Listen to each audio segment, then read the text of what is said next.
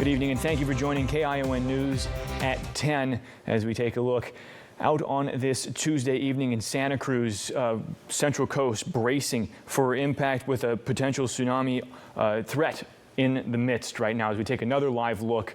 This from Japan, expected to be hit first along the way, as well as Hawaii, as well. Potential 10-foot waves expected in that area, all of these locations bracing for impact. And as we do come on the air, we are learning new details about the Monterey County Sheriff's Office issuing an evacuation warning for people living on board houseboats or any type of vessel in the Moss Landing area. They're recommended to find another place to stay at this time. That applies to Monterey County zones MRY B40 and MRY B50. Of course, this is an evolving situation.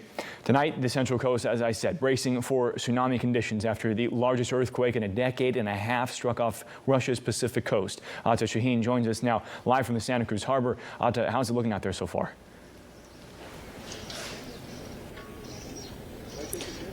Hi, Max. Well, right now, the National Weather Service has upgraded the Central Coast from a tsunami watch to a tsunami advisory.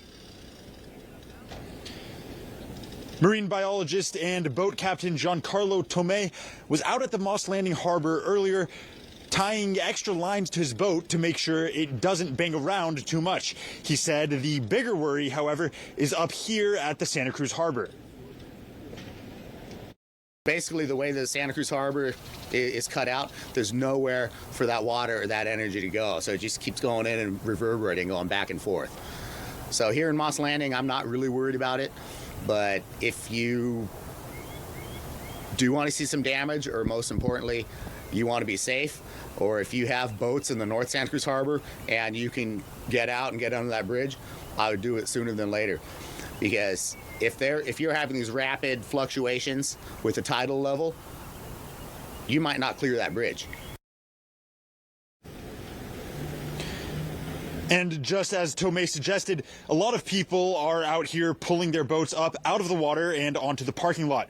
And a harbor official drove down just minutes ago to turn off the water and power and the harbor as a precautionary measure. Previously, tsunami waves made it to the Santa Cruz coast in 2022, causing over $6 million in damages, and in 2011, causing over $20 million in damages. Now, it's not expected to be that bad this time around. Tsunami waves are not expected to exceed just a couple feet high, but Monterey County and Santa Cruz County still saying stay away from the coast. Those waves are expected to come in at about 12:30 tonight.